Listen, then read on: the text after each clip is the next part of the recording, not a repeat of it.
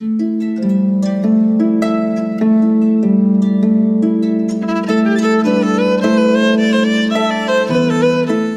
to the Poetry Society of Texas podcast.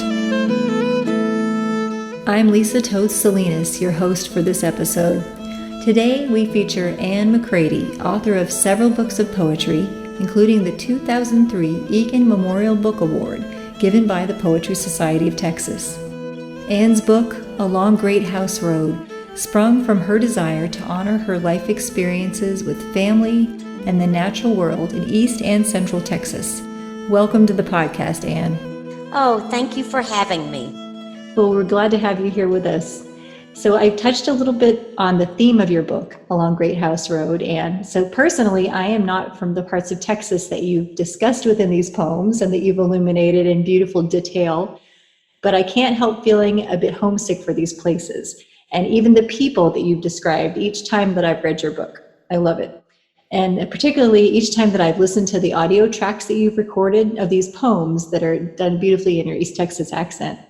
So I want you to tell us a little bit about the background and your inspiration for writing the poems in this book.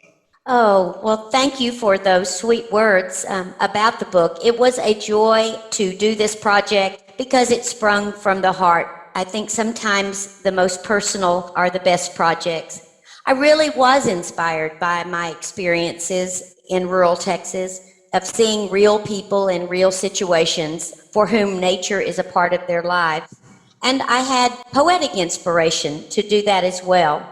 On a personal level, Evelyn Appleby, who also lived in East Texas and was a great PST poet, and Violet Newton, another PST really champion and outstanding poet, both were my early mentors. Both of them brought me into PST where I found other people to inspire me.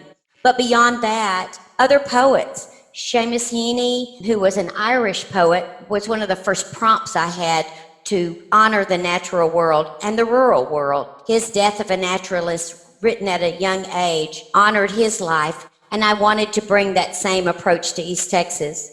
There were poets like Jane Kenyon, women who for the first time were writing in a woman's perspective, in an authentic woman's voice. And then, of course, Mary Oliver, whose naturalist eye for detail and her sense of metaphor in the natural world really struck my science heart. And so all of those were inspirations for me, along with just the experience, families, and friendships along the way. But the poems that you've written also have a universality to them, which I've definitely appreciated. And I wanted you to tell us a little more about the themes that you've got running through the book, not just the geographic, but also the themes in general, the human themes that you had shared and evoked here within your poems and the subjects you've addressed, and maybe a little bit more about the style of the poems that you've written. Well, thank you. You know, I think poets paying attention to creating the world of the poem is always important. But when you can bring together a series of poems or a collection of poems that all share a world, I think it holds a collection together, and that's certainly what I tried to do. And as we look at the kind of poems that are in Along Great House Road, I hope I've offered the reader the idea of what rural people are concerned with. Family life, the weather, transitions, the seasons especially, and then being in the outdoors, hunting and fishing and farming and gardening. And then, of course, family dynamics as we cook and eat and live and die together. All of those things in the rural area are held sacred, and I tried to offer that perspective in the poems. Someone asked me if I wrote the poems just for the book, but in fact I did not. I had been writing those poems, and they found some favor through PST contests and other projects. And so I did what I seem to do with each of my manuscripts, which is to gather the poems that seem to speak to one another and then add some for flow or to bookend the collection. In this book, poems seem to fall into three categories, and so I made three sections. The first section of the book is really portraits of characters from rural Texas. So I hope our readers will recognize something about those characters and the people they know. The middle section is one that I felt was important to not completely romanticize rural life, but to acknowledge that there are darker moments. And so it's a short section, but those poems address loss and death, but also recovery and joy. And then the last section of the book is a bit more personal, although I don't name names. The poems consider things like taking children to college, or speaking with a daughter who is going out on her own, or having transitions in our personal life. And so I hope that the collection holds together as both a rural treatment of life, but also a glimpse into the more personal. Very nice.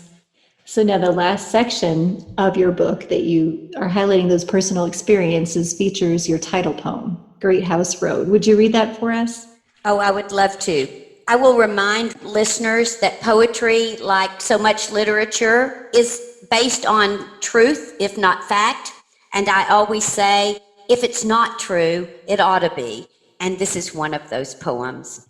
Great House Road.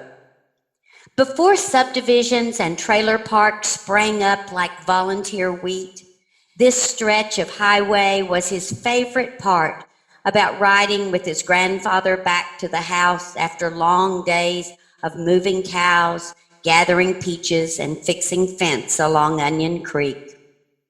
Hugging the metal curve of the old Chevy truck door, his skinny chin propped on his forearm as the draft of the open window turned his hair into a tousled halo. He had spent the drive staring into his grandfather's fields of maize, the rusty seat tops flicking past as he listened to the old man tell stories of cotton gins and jenny mules and low-water bridge crossings, jostled by the ruts and gullies of a road meant for tractors. He slipped into the sleep of little boys not used to farm work, slumped against the shoulder of the only man he knew who could tell for sure the heft of dirt ready for planting, the sky color of coming rain, and the taste of grain ready to be pulled from stalks, too proud to bend to progress. Too proud to bend to progress. I love that. The metaphor in the opening and closing lines of that poem, both of the different metaphors you've used are so charming. The introduction with the before subdivisions and trailer parks sprang up like volunteer wheat. You had me at that first line. And there's so much else in that poem that is such a joy. It's an inspiration in its use of imagery and all the different things going on there, but particularly the sense of touch. I really like that. About the metal truck door and the draft of the open window and the hair into the tousled halo, the heft of dirt. There's so much going on in this poem. And there's so much alliteration and assonance and other things happening. And many of your poems have got the same dynamic happening. There's a lot going on in a poem, and a reader that takes a cursory first glance at a poem may not even be aware of what you're doing in those poems. How do you approach the writing process, Anne? Tell us a little more about how you actually got all that magic to happen within these poems. Well, it is kind of like plowing rows, to tell you the truth, to use another rural metaphor.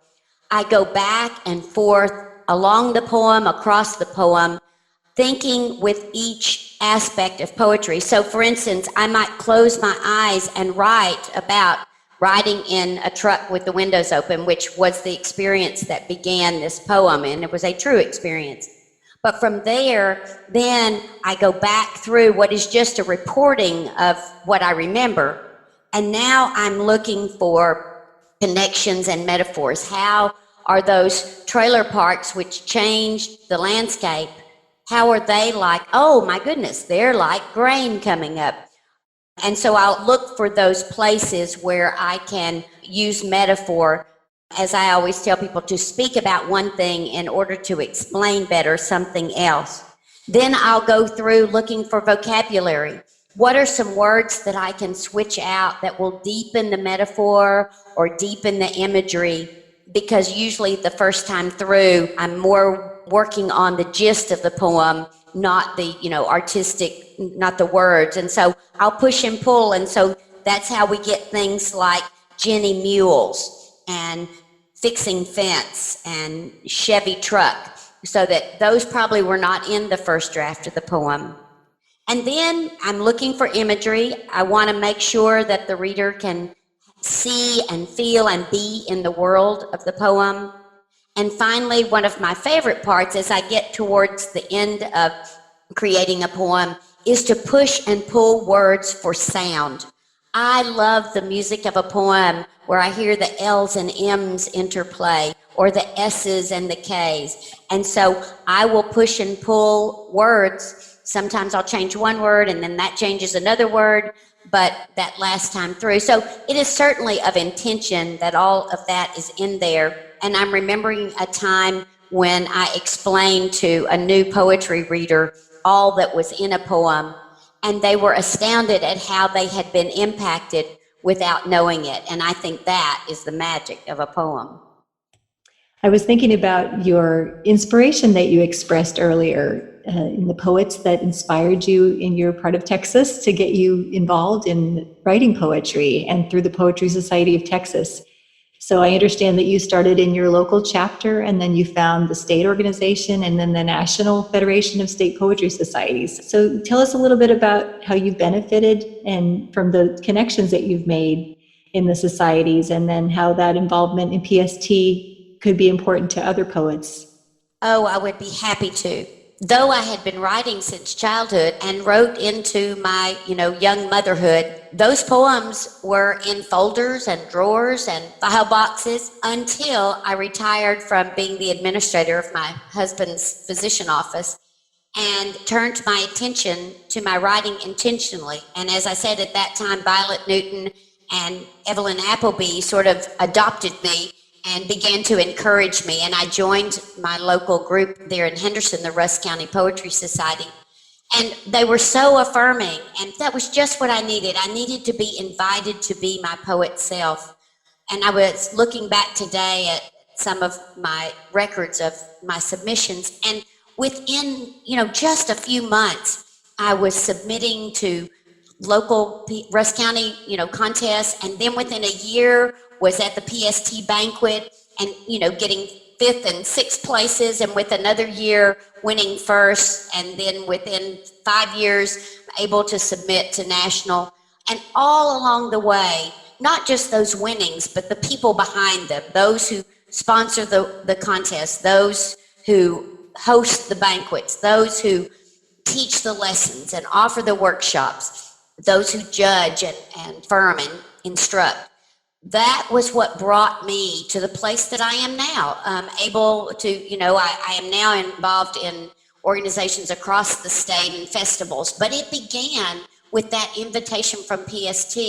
And I don't think we can underestimate the power that Poetry Society of Texas and groups like it can have on a young poet who has been writing in isolation and doesn't yet know how good they are, but also what they need to learn in order to move forward as a poet.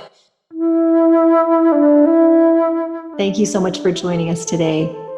Well, thank you for having me, and to all the listeners out there, thank you for being a part of the poetry community. Yes, thanks so much. This has been a Poetry Society of Texas podcast featuring Anne McCrady.